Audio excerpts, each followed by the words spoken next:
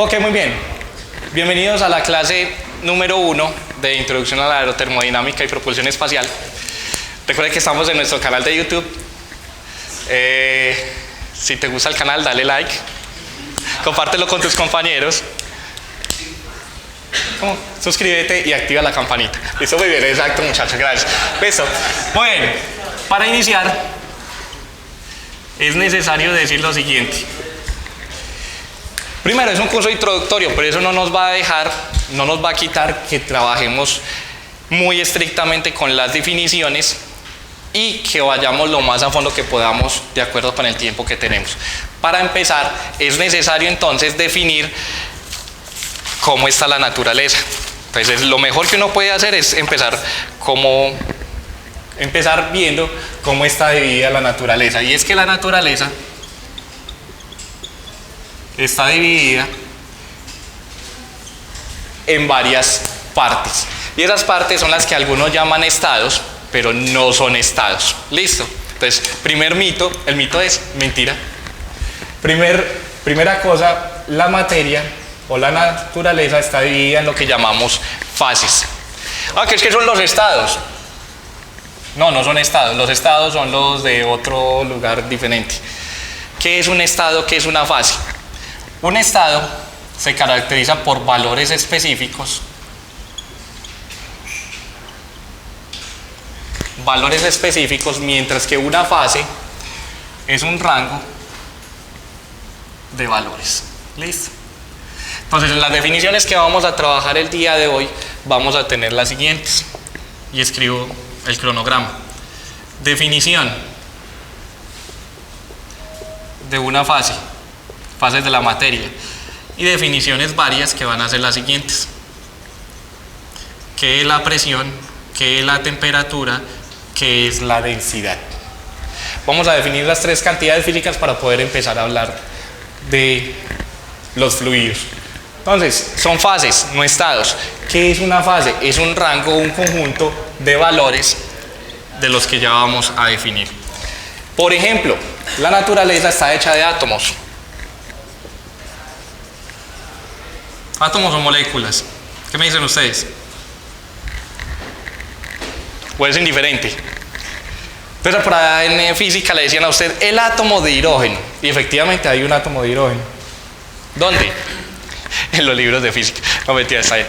El átomo de hidrógeno es un átomo H1, donde usted tiene un protón y tiene realmente un solo electrón moviéndose en una órbita totalmente circular. No, realmente no es una órbita circular. Realmente es una órbita, y está mal llamado órbita. ¿Sí alcanzan a observar ahí, muchachos? Sí. No está bien llamado órbita, sino que es lo que se define como orbitales moleculares, donde probablemente se encontrará el electrón. ¿Listo? Diferencia con las moléculas. Las moléculas, por ejemplo, la molécula de H2 es un par de protones en donde un posible orbital en el que se muevan los electrones sería este. Listo. Esta es una molécula de H2, o sea, un átomo de hidrógeno enlazado con un átomo de hidrógeno. Bueno, ¿y eso para qué no sirve? Ya le voy a decir para qué no sirve. No sirve para lo siguiente. Con átomos y moléculas usted puede definir las famosas fases de la materia. ¿Cuáles son las famosas fases de la materia? Una, ¿la fase qué? Exacto, líquida y demás, pero voy a empezar en este caso por la fase sólida. ¿Qué hay en la fase sólida? En la fase sólida usted tiene átomos o moléculas que están enlazadas fuertemente. ¿Qué quiere decir fuertemente? Que los enlaces que hay en ese caso son enlaces que necesitan para separar los átomos mucha energía. Por eso los sólidos no son tan fáciles de desbaratar. ¿O sí? Pues no, ¿cierto? Necesita una energía que se llama una prensa y demás. Entonces, bajo ese concepto, usted puede pensar en los sólidos, son como redes de átomos que pueden, comillas, estar organizadas o no organizadas. ¿A qué me refiero con organizadas o no organizadas? Que si están organizadas, usted pasa y trabaja aquí en el laboratorio de estado sólido, donde trabaja un compañero que estudió conmigo, bacano, que es estado sólido, o si no están tan organizadas, ¿qué? No, es que pare un momentico. ¿Cómo así que organizadas? ¿Qué significa que estén organizadas? Organizadas significa que usted sea capaz de definir lo que llama una celda unidad. La pregunta aquí es si esa famosa, sí quedó bien, no quedó bien, ¿cierto? Quedó como algo extraño. Ah, no, es que quedó en 3D. Los cristales no serían. Exacto, los cristales serían un ejemplo de una fase sólida. Me explico, por ejemplo. Sí. Exacto. La idea de desorganizado organizado va a estar muy relacionado con lo que llaman entropía, que no es orden ni desorden. ¿Listo? Lo que sí es cierto es que para este tipo de sistemas, que pueden ser redes o ser simplemente átomos que están enlazados muy fuertemente, usted va a definir para ellos unas cantidades físicas. Y adicionalmente, estas características le conciben al sistema una forma específica. Esa forma específica hace que no sea simple modificarles su configuración. Si usted tiene un marcador metálico, por ejemplo, el marcador metálico sigue siendo marcador metálico y cambiarle la configuración de los átomos, separarlos, es complicado, es complejo. ¿Por qué? Porque necesita mucha energía. Sin embargo, eso nos ayuda a formar sólidos mucho más grandes y estructuras como, por ejemplo, ¿qué? Una construcción. ¿De qué? Un edificio, un carro, un avión, un barco, bla, bla. Porque sería muy maluco que eso no existiera. Imagínense un barco que no tenga estructura sólida, sino líquida. Pues como que extraño. Listo, muy bien. Pregunta hasta ahí. La naturaleza también tiene otra fase, que es la fase líquida. Y en esta fase líquida, los átomos o moléculas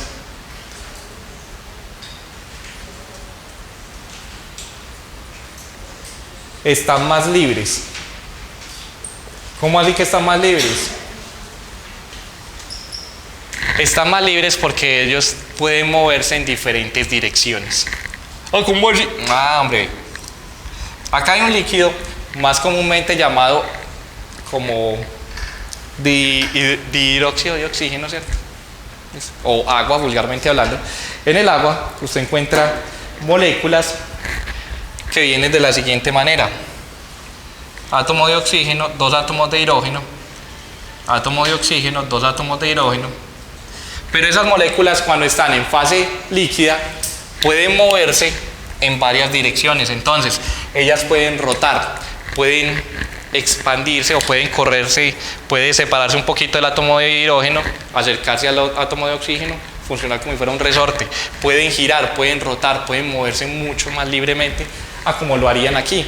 Si usted tuviera un sólido de agua, más conocido como hielo, en ese sólido de agua usted tiene enlaces, esto es lo que se llama aquí un enlace de hidrógeno, enlaces que permiten que el agua no cambie su configuración. Por eso el hielo, cuando usted lo saca de la cubeta, es un cubito y no más. El agua líquida es muy diferente. Los enlaces entre estas moléculas permiten que la molécula o incluso que átomos puedan rotar, girar y moverse más fácilmente. Es decir, que los enlaces son menos fuertes. Son menos fuertes. Y acá específicamente no hay redes. No hay redes.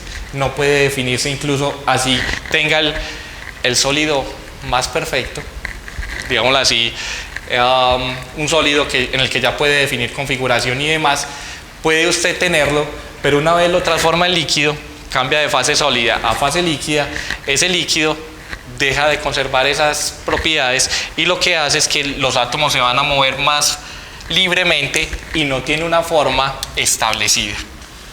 no tienen forma establecida, sino que adquieren o toman la forma del sistema en el que se encuentra o del recipiente en el que se encuentra.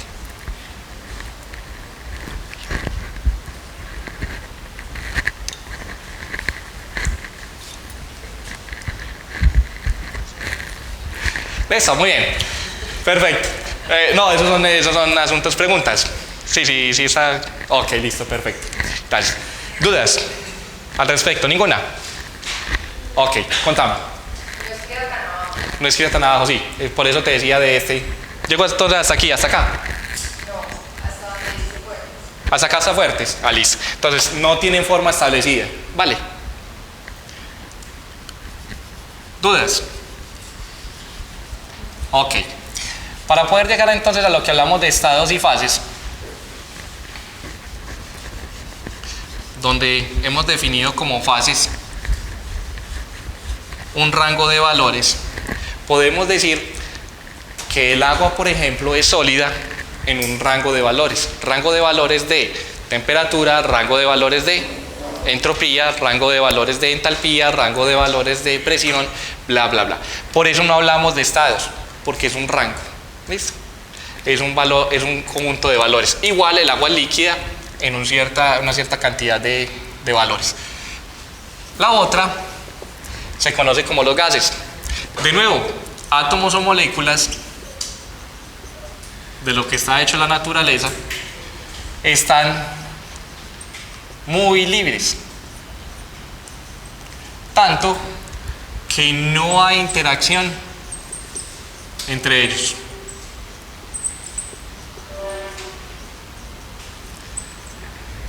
Y ahí es donde radica la diferencia entre vapor de agua y gas y agua gaseosa.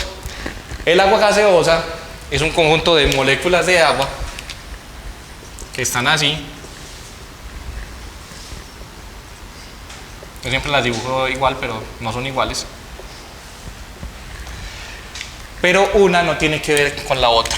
Esta está por aquí, esta está por aquí y esta está por aquí. Pero no hay interacciones entre ellas. No interactúan entre ellas. Por eso se conocen como un gas. Y va a ser muy particular y muy específico los gases, ya no de agua, sino gases de ciertos propelentes, de ciertos combustibles que se van a utilizar en la propulsión de los cohetes. ¿Cuál sería el vapor de agua? Esto, por ejemplo, sería un vapor de agua. Las mismas moléculas que están unidas, o que al menos, aún estando separadas, yo puedo meterlas en un recipiente cualquiera, disminuir lo que llaman la temperatura. Qué pena, muchachos, ¿ves? Hace parte del curso. O aumentar la presión, aumentar la presión y hacer que todas vuelvan y se junten.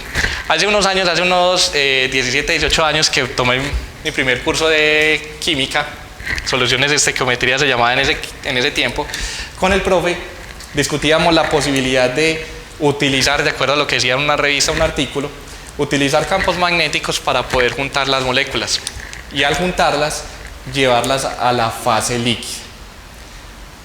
La diferencia o la característica del vapor de agua es que bajo condiciones de temperatura y presión determinadas que usted le ejerza al sistema, lo puede convertir en agua líquida. Pero un gas no puede convertirlo en agua líquida. ¿Listo? ¿Por qué? Porque ya sobrepasó la capacidad o la posibilidad de formar enlaces debido a su energía cinética y debido a la presión que tiene. Preguntas.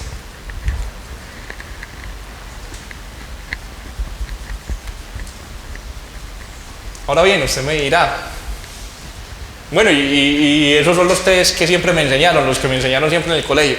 Lo que pasa es que hay veces que a uno le enseñan cosas en el colegio que no son ciertas, muchachos. No entiendo, no, que son incompletas. Entre ellas, que hay un cuarto estado, que se llama ¿qué? O fase más bien, el plasma. Y es el de los televisores, evidentemente es el de los televisores de plasma que ya no se venden. ya dejaron de producirlo. Las grandes empresas como Samsung, Panasonic, LG dejaron de producirla y lo cambiaron por televisores ¿qué? LCD. Te agradezco, me vale vos. Listo. ¿Quiénes faltan? Me decían para matrícula. ¿Me lo escribieron aquí, muchachos? No, porfa. Junto con el, recuerden, el nombre y el pregrado en el que están. Para yo ir entonces a continuar con la matrícula de ustedes. Ah, bueno, listo. Entonces eso lo entregamos a Daniela que está por allá atrás. Gracias, Daniela. Puede tener dos funciones. Pues sería lo ideal para que no gastemos más papel. No, el que necesite matricular sí, pero el que no necesita matricular que ya quedó listo, ya está en la lista, no hay problema, no hay inconveniente. Exacto, no, ya le tomas foto, me lo mandas y yo ya hago el trámite que corresponde. ¿Qué es el plasma? El plasma es de lo que está hecho un gas ionizado, efectivamente es de lo que están hechos los televisores, y además de eso es uno de los métodos o una de las formas de propulsar cohetes en el espacio. Aquí los átomos o moléculas están en fase gaseosa. Los televisores, muy buena pregunta, ya te cuento. En fase gaseosa, pero ionizados, formando lo que se llama, forman iones. Los televisores no los volvieron a producir, según comentan y según cuentan las referencias, dado que a pesar de que son televisores que producen un buen negro y se ionizan y todo el asunto radica en los consumos de energía, si no me equivoco. Los consumos de energía de los televisores. De hecho, me pareció curioso que ya los dejaran de producir. Y pues le di credibilidad al artículo, pero no sé qué más dijeron. Nadie más volvió. Si usted va a una empresa donde vendan o a un almacén donde venden televisores, prácticamente no le dicen: tengo este televisor de plasma y no que tengo televisor de LCD, de LED y otra cosa. Entonces, ahí radica en los costos de consumo de energía, hasta donde yo entiendo. De todas maneras, sigamos averiguando, a ver, sigamos preguntando. Pero hace parte del mercado, más del mercado como que pasó. De hecho, algo curioso, y es que lo que les quiero contar aquí es lo siguiente. Suponga que tiene usted un átomo de hidrógeno con un electrón por aquí. Usted lo puede ionizar. ¿Qué ionizarlo? Quitarle el electrón o separarle el electrón con luz, HNU. ¿Qué queda? ¿O qué forma? Forma un hidrógeno ionizado con un solo electrón. La pregunta aquí radica en lo siguiente: una vez usted hace ese proceso, ¿será que el proceso inverso se puede conseguir? Otra de las cosas es que por lo general a usted le decían que los televisores duraban alrededor de 2-3 horas prendidos todos los días. No sé si te acordás. No. Venga, no, espérese. Si esto tiene plasma, eso quiere decir que entonces el proceso inverso, ¿qué? O sea, si usted tiene muchos átomos y los ioniza, ellos no van a poderse ionizar constantemente para siempre, a pesar de que parece muy natural, porque aquí se pierde algo de energía, aquí tiene que pasar otra cosa. Entonces la pregunta es: ¿después de cuánto tiempo ese televisor deja de funcionar? Eso sí lo averigüé. Cuando iba a comprar el televisor, yo, venga, ¿después de cuánto tiempo? No, si usted lo prende, póngale 2-3 años. 2-3 años, entonces son como 3 o 4 millones que valían en esa época, solo por 2-3 años. Sí, pero es que usted lo puede prender todo el día y no es rentable, no es viable. Yo creo que también va por ese lado. ¿Listo? Pero esa sí la pregunté directamente con uno de los vendedores de una de las marcas. Bueno, varios. Hay diferentes almacenes a ver qué me decían, pero sí era verdad. Contame. ¿Ahora tiene que ver algo con la capacitancia? Con la capacitancia, no exactamente, porque esto es a nivel microscópico. La capacitancia la tendrías a nivel macroscópico como tal, pero sí tiene que ver con la parte de ese fenómeno fotoeléctrico. ¿Listo? Más exactamente. Fotoeléctrico. ¿Listo? más fenómeno fotoeléctrico. ¿Por qué no puedo correr el efecto inverso? De poder ocurrir, sí, pero la pregunta es, ¿cuánta energía lleva esto? ¿Cuánta energía lleva esto? ¿Y qué es más viable? Realmente uno diría, no, es que esto está positivo, esto está negativo, es más viable que se junten y pase eso. Sí. Te dejo la pregunta. Y lo podemos tratar de nuevo. ¿Por qué? Porque esa es la parte importante cuando usted tiene, por ejemplo, no televisores, sino que tiene una cosa que se llama lámparas, ¿qué? Exacto. Miren hacia arriba en este instante, muchachos. Todos miren hacia arriba, miren. Todos, exacto. Los tengo controlados, excelente. Ustedes no mucho, listo, todo. Después que porque no ganan el curso. No. Noten lo siguiente, esas lámparas, de nuevo, son ¿qué? Ionización. Ionización de un gas que hay adentro, con una película de fósforo que tienen las lámparas. Ahora, cuando se da la descarga, se producen los iones, chocan con la superficie y producen luz. Perfecto. Si esto fuera para toda la vida, funcionaran siempre, no habrían lámparas quemadas y no habría necesidad de construir más, ni de reemplazarlas, ni nada parecido. Pero sabemos por experiencia que a pesar de que duran y son muy buenas, finalmente ¿qué? Ellas se van a desgastar, se van a acabar. 1, se pueden quemar. 2, ¿qué puede pasar con la superficie? Se desgasta, se va desgastando de tanto. Es como si usted le cogiera una pintura y le fuera quitando la pintura. ¿Hasta cuándo duran? No tengo problema, porque todos la utilizamos. Sin embargo, no voy a escribir la marca, no, eso no hace parte del curso. Sin embargo, hay una marca que ha sido famosa últimamente por los problemas que tiene en la fabricación de este tipo de lámparas.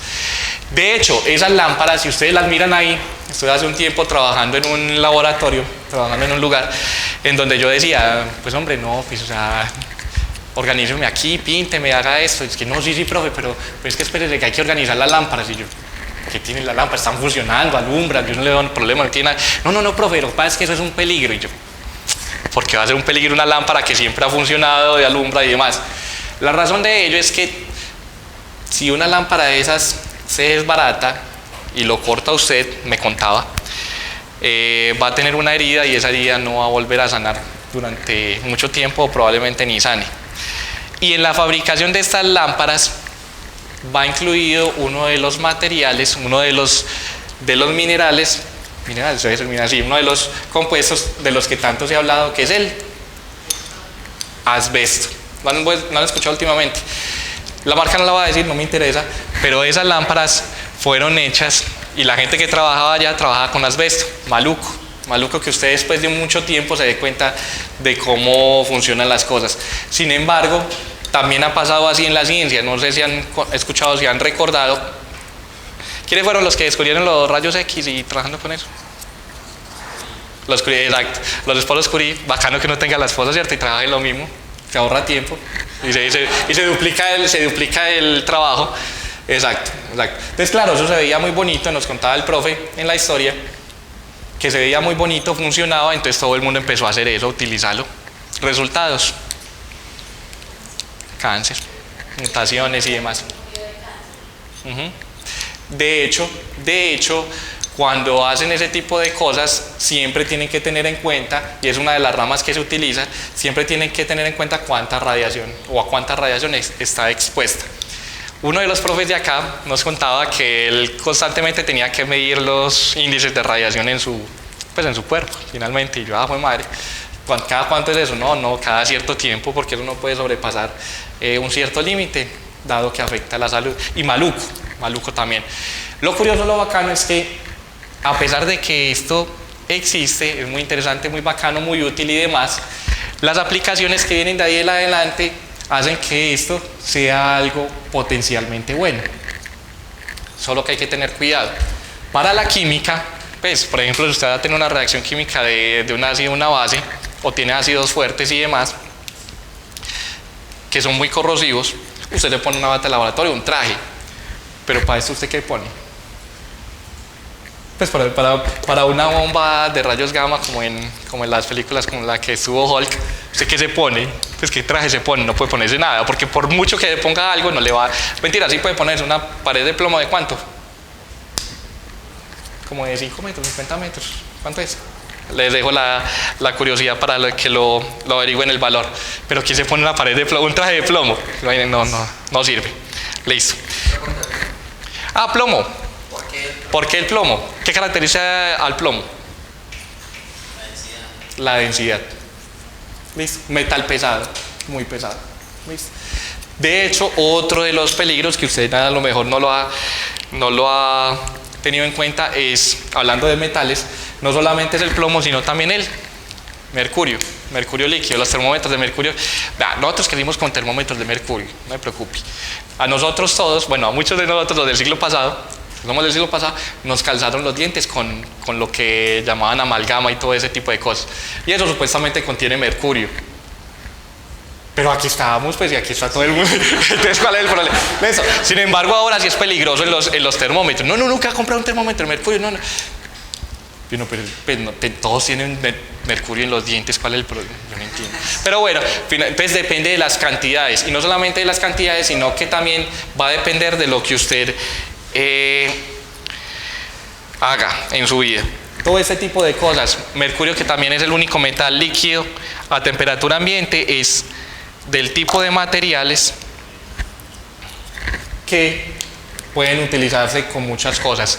Por ejemplo, usted puede ionizar un gas y formar combustible para cohetes. De hecho, ¿cuántos llevan aquí? Siquiera año y medio. ¿Conocen? Sí, una que nosotros hicimos del curso, dos muchachos del curso hicieron, vos estuviste creo, dos muchachos del curso hicieron un motorcito pequeñito, era un motor iónico pequeñito, que necesitaba una descarga como de 5000 voltios, con unos tubos de cobre, necesitaba como una descarga de 5000 voltios y generaba iones. Obviamente los iones no se veían, pero había que tratar de evidenciarlos. Bacano, interesante. Bueno, muy bien. Tenemos entonces todo tipo de materiales y en esos tipos de materiales tenemos agua líquida, aire gaseoso, el bombillo ahorrador, el plasma, el televisor.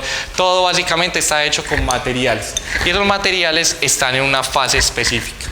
Sin embargo, a pesar de estar en una fase específica, no todos tienen lo que nos interesa y es que fluyen. Por ejemplo, el tiempo fluye. ¿Sí es verdad? El tiempo no fluye. Bueno, sala a tiempo. Pueden ir muchachos, nos cuenta cómo quedó, si quedó bien hecho, no me cuentan también si les gusta o no les gusta y pueden visitarla y me dicen si el tiempo fluye o no fluye. Primero, el tiempo no tiene la posibilidad de fluir. Razón. ¿Qué es fluir? ¿Qué es un fluido? Básicamente, un fluido es todo aquello que tenga la capacidad de fluir, pero no solamente la capacidad de fluir bajo ciertas características, en especial que sea capaz de deformarse bajo esfuerzos que llamamos tangenciales. Ya vamos a definir qué es eso. Por ejemplo, en un sólido usted puede tener muchas fuerzas.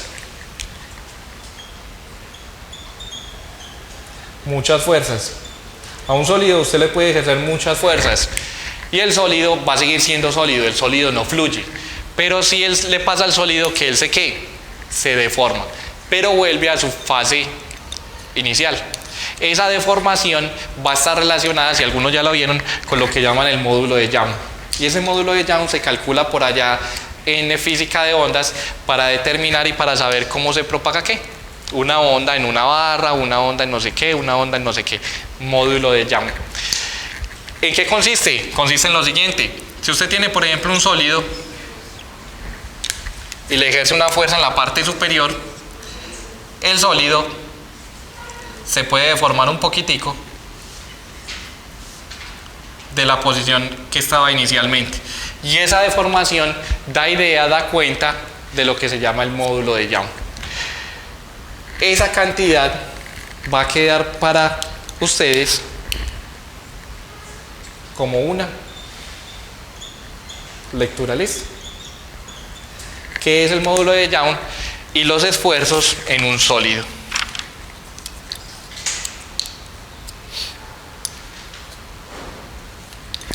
De hecho, esta es la que se llama una fuerza tangencial, pero también hay otro tipo de fuerzas que se llaman fuerzas en la otra dirección, que no sería tangencial sino fuerza normal. Por ejemplo, cuando usted tiene acá una viga, tiene una viga de esas que aparecen ahí en el techo, las vigas pueden estar sometidas a esfuerzos que llamamos normales, es decir, a esfuerzos de compresión o esfuerzos de tensión.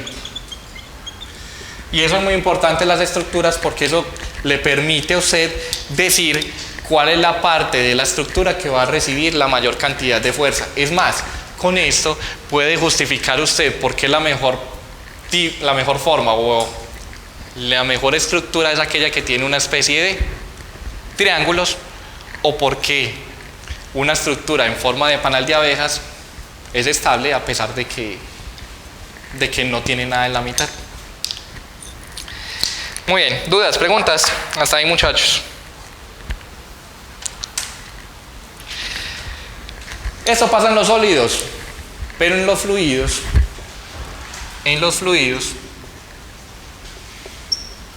al ejercer la fuerza tangencial o normal, cambian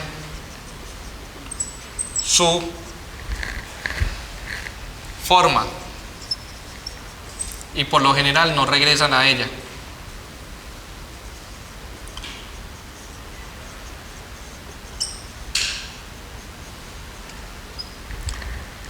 Sino que se dice fluye, es decir, se desplaza, se mueve. Prueba de eso es la siguiente.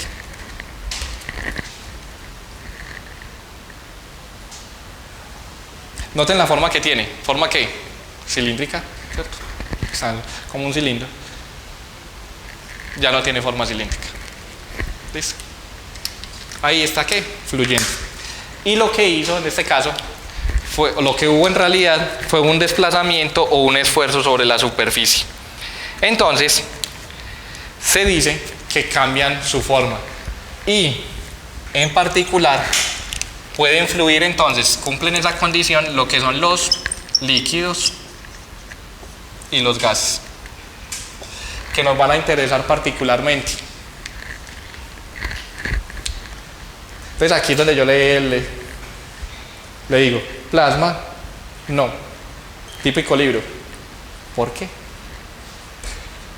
Mentira, a mí nunca me gustaban los libros que siempre decían ¿por qué? Y yo, pues si usted me está explicando, no me tiene que preguntar ¿por qué? Dígame ¿por qué usted? O dígame dónde estudio, dónde leo. Pues ¿por qué? Entonces aquí lo van a buscar en uno de los buscadores que tienen, si los plasmas hacen parte también de los fluidos o no y por qué. ¿Listo? Insisto, no les voy a contar todo, la idea es que usted también vaya y averigüe. Vale. Muy bien. Cuando hablamos de fluidos, ¿qué es lo que nos interesa? Y de lo que queremos tener, en lo que queremos tener énfasis, hablamos de lo que se llama en general la fluidodinámica.